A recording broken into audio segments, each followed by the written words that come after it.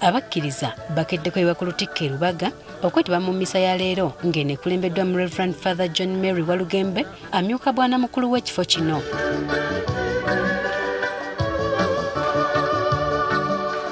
Muno musinzemu bazadde abadde balese abaana baabwe okubatizibwa era nga bano basusse mu 7. Bajja 7 mu omu abayingidde mu Eklezia olwaleero. Aleluya. Mu kubuulira, Father Walugembe akubirizza abazadde okwettanira okubatiza abaana kubanga essaakalamentu lino kkulu ddala mu Eklezia. Erigulawo obulamu bwa Katonda mu mwoyo gw'omuntu. Nti Katonda n'akuba ekisulo kye mu myoyo gyaffe. Ono Katonda oyo akubye ekisulo kye mu myoyo gy'abaana bano. Tumwanjagira atambule nabo obulamu bwabwe bwonna bamujulire era babeere abantu abalungi. Olw'okuba nti olunaku olwaleero era lukuzibwa olw'omutuukirivu Stephen eyayolesa amazima n'obwesimbu eri Mukama we Yesu Kristu, Father Walugembe okubuulira kwe akwetolooleza nnyo okukubiriza abantu okunywerera ku mazima. Stephen yakubibwa amayinja kubanga yajulira Kristu. Kyangu nnyo okugamba nti Kristu tumumanyi. Kyangu nnyo okubanga ku status ye ya WhatsApp Kristu yaliko, ye profile picture yo. Kyangu nnyo okubanga tumwogerako bwogezi mu bigambo naye tumujulira. Amazima tuganywererako. Abaana tubayigiriza okukwata amazima tunywerera ku ekyo kye tukerereezaamu oba nedda.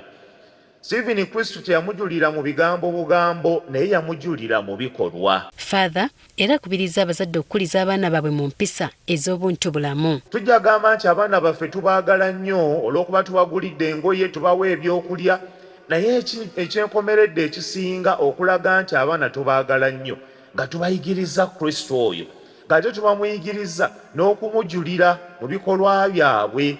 Abaana tubayigiriza okwogera amazima. Abaana tubayigiriza okunywerera ku mazima. Abaana tubayigirize okunywerera ku ekyo kye bakkiririzaamu. Abaana tubayigirize okubeera abantu abakozi. Tubayigirize okubeera abantu abegonjebwa.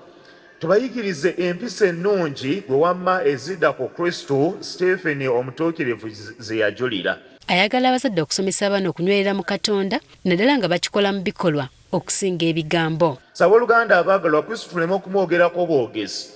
Kristu tuleme kumumanya bumanya naye Kristu tumukwate mu bikolwa byaffe. Abaana bano be tuleese olwaleero Kristu tuleme kumwogerako bwogezi nabo naye tubayigirize Kristu oyo gwe tugenda okubawa olwaleero.